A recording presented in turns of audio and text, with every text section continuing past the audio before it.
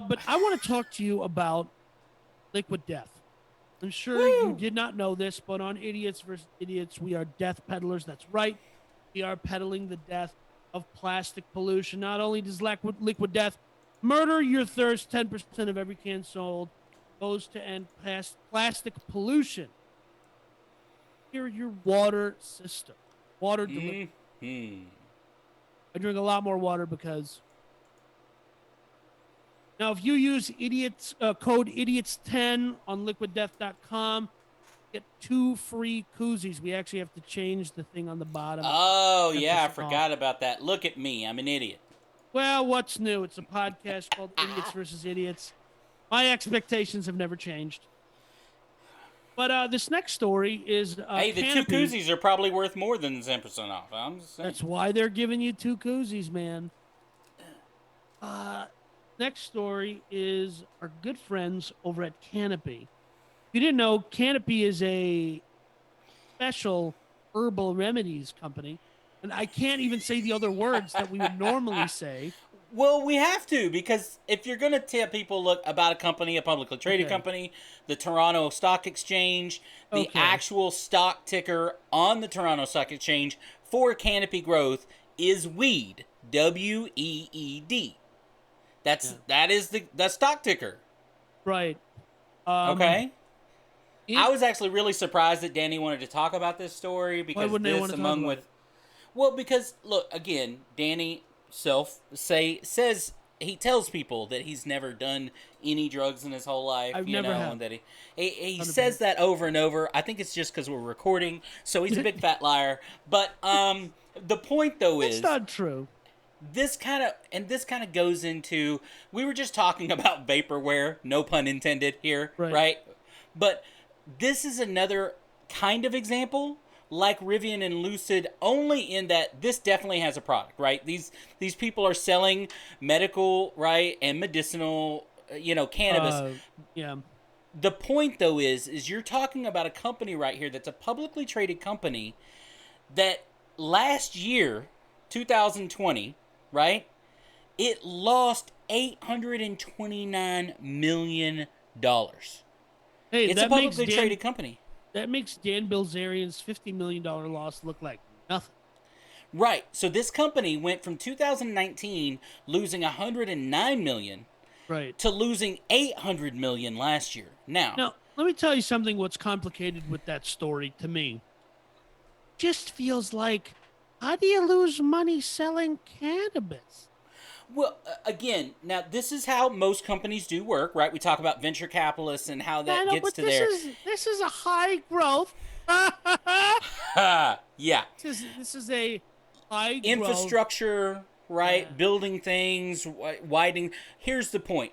They are literally, being a publicly traded company, one of the big downsides once you go, which is why a lot of these companies don't go IPO or SPAC until they're either profitable or very close to it. They don't want anybody in their books to know what they're blowing money on, right? So the danger is once you go public, all of that stuff's open to shareholders, right? You have to put quarterly out there and stuff. And mind you, this is a Canadian company. This is on the Canadian Stock Exchange because they have full legalization in Canada. Okay, we don't yet. We'll see. The incoming AG is saying in the United States that he's not going to pursue prosecution for cannabis in states where that's still far away from legalization, man. And Senate Majority Leader in the right direction. Chuck Schumer and several Democrats have come on record saying that they are trying to push legalization this year, like nationwide legalization. Now, what that means, legalization, whether that's only medicinal, not necessarily recreational, but here's the point. So they are saying being a publicly... When California had medicinal legalization, it's like those pain clinics down in Florida. You just go, my eye hurts. Well, here you go. You need a bunch of herbs. Look, I used to have this debate when I used to teach about this. Look, legalization has been around by state for 15 years now, I think. I don't remember which state was first, but It doesn't matter. The point is, I used to have this debate with my students when we get to these kind of medications. And the point being is, yes, there are several states, I think 20-something now, that have some form of legalized cannabis. The problem is that is still a state rule. The national law still says the DEA can still come arrest you. Yeah. It is a matter of timing. Even in Colorado, there have been several people arrested for marijuana, and they had it, as far as the state was concerned, legally. They have shut down complete stores or whatever, and they are so looked at. So the point, though, is this is a publicly traded company that says it's not going to be profitable. It doesn't even plan to be profitable until end of 2022. Yeah, which, listen, here's what I don't get, right? And this is where I'm stuck. This is a product that has historically in Canada and the United States and the Western world had to be sold under the cover of night, word of mouth. Right. So it's not a product that has historically needed a ton of public advertising. You can't go out there because you're legally prohibited from advertising. You have this is the opposite of advertising. You have to be like, oh, like, got a guy? I don't know what you're talking about. I still think that's the case, even in states that it's legal. I don't think they can advertise because it is still nationally illegal. And so they still have banking problems, right? A lot of these people in that business, they can't bank. So they're like the industry, the industrialists to the south of us. Yep. They're a full cash operation because they can't go to a bank. They can't use credit cards. They can't go use any bank that's backed by the federal government, which has caused essentially credit unions or those types of services to pop up that charge exorbitant fees, which they don't care about because they can't do anything else other than stick the cash in a safe somewhere. You know what I mean? So this company saying we're not going to be profitable to next year. What did you said? 800 million. They lost almost $1 billion. Yeah, last year alone. Now look, their profits are obviously steadily growing, right? Just in the last quarter, they upped their profits 150% year over year, which means they essentially made $20 billion last year, or $20 billion in sales last quarter. That's why they think they'll be profitable. Here's what this means. This means that a company is planning for at least the next 2 years to continue to blow through money to whether it's buying up inventory, growing infrastructure, whatever, even though their sales is $20 billion a quarter. And again, here's what is perplexing about this to me. An industry, I was trying to get to this point, but I didn't get to it. I'm sorry. No, it's not your fault. It is, but I'll live. This industry had to be cash flow positive and had to be profitable for the majority of its existence on this planet, because you can't go to a venture capitalist and borrow. You can't go to a bank and borrow for something that's illegal. So it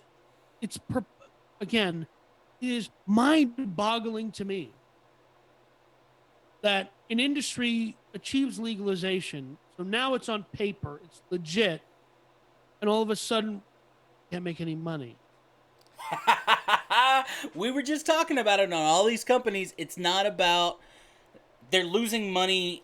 It's, if you believe in conspiracy theories, it's almost on purpose because it's expected. It's 100%. It's going into somebody's pockets, right? It's going into somebody's pockets. Listen, it's just paperwork. Yeah, it's exactly. It is. We're moving the money from one pocket to my pocket, and that there's that. And I'm a contractor. Yeah. That is getting paid to do a job. Yeah. So there's that scene in Wolf of Wall Street where Matthew McConaughey is explaining to Leonardo DiCaprio. He's like, the goal is, want to get the money from their pocket to your pocket. That's all you got to do all day. That's man. it. That's it. That's right? what this all feels like. That's all it is.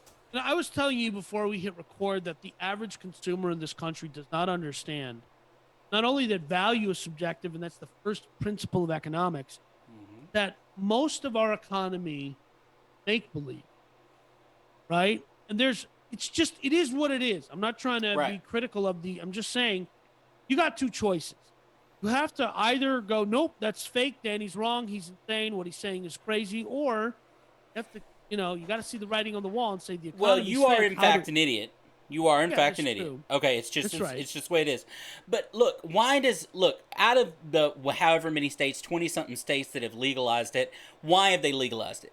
Because of taxes. Money. It's money. It's a bankroll. Not a single state would go against the national government on anything if it meant there was a chance they weren't going to make a junk ton of money. Right. Why do states have gambling? Not because it's convenient for them, not because it brings in the right kind of people to pay taxes. Yeah. It's because the gambling itself pays the state a junk ton of taxes, right? So this is that same way. The national government would eventually come on board because it means money. Taxes. They'll tax the living daylights out of it, just like they do cigarettes, just like they do alcohol. And this is, look, I'm one of those, legalize everything. Tax it, and guess what? It makes it safer for everyone. If, again, and this isn't a political show, but if I make a slightly political statement, we're all better off if, Meth Head Mike doesn't have to, he can just go to Walgreens and buy what he's already going to do it anyway. Okay? We can, and you're telling me that the stuff he's going to get from Walgreens is safe. It's not gonna, it's not gonna be laced with some kind of toxin because it was cheaper or something. And let me tell you something, okay? Pfizer and all these big drug companies, they're already selling people heroin. You just call it OxyContin. Let them sell the real stuff, okay? People want the real goods. Just they're going to do it anyway. The benefit for the wider population is, this guy now isn't worried about he can't get a job, so he doesn't have to hide it. Listen, there's a Harvard professor who's like, I do H once a week just to relax. I'm like, hey man, whatever works for you. Well, you're missing a couple teeth, so. Canopy Growth is not only doing this now in Canada, and there's a couple of companies doing this in Canada where cannabis is legal. What they are is they're doing and setting up because they think America's going to go green, as they say. And if it does, they want to pounce on it. They want to have everything ready to go, yes, I'm here. I'm ready. And guess what? Look, I'm a venture capitalist to a certain degree. It ever comes legal in Texas, I guarantee you I've got, 15 people that I'm going to get on the phone within the first 24 hours and say, what leases are we signing and whatever. Not because I'm a big fan of smoking weed. I don't smoke cannabis at all. I don't take CBD or anything else. That doesn't mean I wouldn't make money off of it, brother. Yeah, so let me tell you something. When Nevada legalized, and it was on the ballot, I was watching it very closely. I was in Texas. I was in Austin. And I'm more of a Las Vegas guy than I am an Austin guy. When I first moved to Austin, and all my friends are like, oh, I hear they have great live music. I'm like, if one more person tells me about the live music, you people have never even been to our fine city. You tell me about the live music one more time. I will torture you. I cannot. That's marketing. That is marketing, right? That's not marketplace. That's marketing. That's right. That is marketing. Gotcha. And so I just came to Austin for the tech, right? But when I found out that Nevada was going towards legalization, I was like, that means the Las Vegas market, this is already a city designed around vices. Here's an extra one. I was like, I could go be the cannabis king of Nevada. Okay. I like living in the desert. But I ultimately didn't do it, and I feel exactly the same way you do. When gambling or cannabis becomes legal in Texas, I'll own that. I'll be that guy. I'm ready to be that guy.